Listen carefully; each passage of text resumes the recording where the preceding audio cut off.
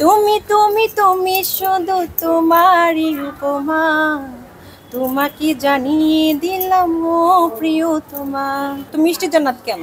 আমাদের মতো অনেক মিষ্টি জান্নাতি আছে ওনার পিছনে। আমি যদি ঘুমাইও তখন ফলো করি যে সালমান শাহ আমার মন্তরের ভিতরে আছে।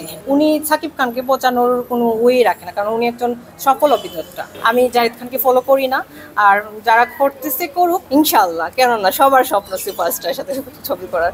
আমার ইচ্ছে আমিও সাকিব খানের সাথে ছবি করতে চাই, মুভি করতে চাই। আমি দেখতে শুনতে কি খারাপ? তুমি আমার এমনই একজন, যারি এক জনমে ভালোবেসে ভরবে না এই মন। যার আমি জানি না, উনি সাকিব খানকে নিয়ে অনেক কিছু বলে যে সাকিব খানকে উনি চা, সাকিব খান ওনার প্রাণ। সাকিব খানের যা আছে বাংলাদেশে কোনো হিরোর তা নাই। হ্যাপি হাউস কিন্তু হিজড়া জনগোষ্ঠীকে নিয়েই কাজ করতেছে। তো দেন আমিও চাইবো যে আমি জনগোষ্ঠীকে নিয়ে কাজ করবো। আমি কিন্তু রিসেন্ট হচ্ছে সিলেট বিভাগের সাধারণ সম্পাদক হয়েছি, সেটা হচ্ছে আমি হিজড়াদেরকে নিয়ে কাজ করব।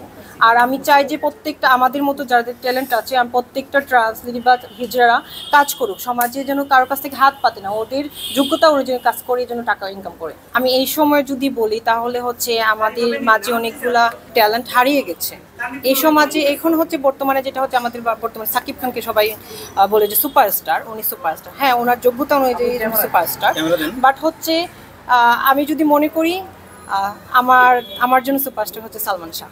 উনি নাই, কিন্তু ওনার মুভি দেখেছেন, ওনার মুভি, ওনার অ্যাক্টিং, ওনার স্টাইল। বাংলাদেশে যদি কোনো প্রতিভা থেকে থাকে সাকিব খানের পরে, এখন তো সাকিব খান, বাট সাকিব খানের আগে যদি থাকে সেটা হচ্ছে সালমান শাহ। সালমান শাহকে খুব সেলুট করি আর অনেক শ্রদ্ধা করি। ওনার মুভি, ওনার আমার একটা মুভি এখনও মনে পড়ে, যে আনন্দ অশ্রু মুভিটা এখনও আমার ভালো লাগে। আমি যদি বলি যে আমার ক্রাশ হচ্ছে শাবনুর আপু। আমি শাবনুর আপুর কাছ থেকে শিখতেছি। কেন আপনি সালমান শাহর প্রতি ক্রাশ করেন নাই? আমি সালমান শাহর অনেক বড় ভক্ত, অনেক বলতে গেলে ক্রাশ আমার। আমি যদি ঘুমাইও তখন ফলো করি যে সালমান শাহ আমার মন্তরের ভিতরে আছে। যদি এই মুহূর্তে আপনি সালমান শাহকে পেতেন, দেখা পেতেন, তাহলে কি করতেন আপনি? ফার্স্টে যেহেতু উনি একজন সম্মানীয় পার্সন, একজন অ্যাক্টর, প্লাস হচ্ছে আমাদের যে মিডিয়া পারপাস কাজ করছে, উনি অনেক জায়গা থেকে সুনাম, বাংলাদেশের জন্য সুনাম নিয়ে এসেছে। ফার্স্টে আমি ওনাকে সম্মান জানাবো, ফার্স্টে আমার তরফ থেকে ওনাকে আমি সালাম দিব, তারপর হচ্ছে একটা মত বিনিময় হবে। আমি জাহিদ খানকে ফলো করি না, আর যারা করতেছে করুক, এক একজনের চাহিদা এক এক রকম। তো আমি আমার সালমান শাহর পিকচার নিয়ে আমি ঘুমাতে পারবো না। আমি সাকিব খানের তুফান সিনেমা দেখি নাই, বাট আমার প্রিয়তমা মুভি আমার খুব বেশি হৃদয় ছুঁয়েছে। প্রিয়তমা মুভির আমার গানটা অনেক ভালো লাগে, বাট আমি এখনো মনে মনে এই গানটা গাই। যদি আমাদেরকে একটু শোনাইতেন প্রিয়তমা গানটা। তুমি তুমি তুমি শুধু তোমারই উপমা, তোমাকে জানিয়ে দিলাম ও প্রিয়তমা, তোমাকে জানিয়ে দিলাম ও প্রিয়তমা। আমারই আকাশ নীলে তুমি যে নীলিমা, তোমাকে জানিয়ে দিলাম ও প্রিয়তমা, তোমাকে জানিয়ে দিলাম ও প্রিয়তমা। যতনে তোমাকে রেখে এই মনে লুকিয়ে, ভালোবেসে বেশি যাব সব ব্যথা পেয়ে। তুমি তুমি তুমি শুধু তোমারই উপমা, তোমাকে জানিয়ে দিলাম ও প্রিয়তমা।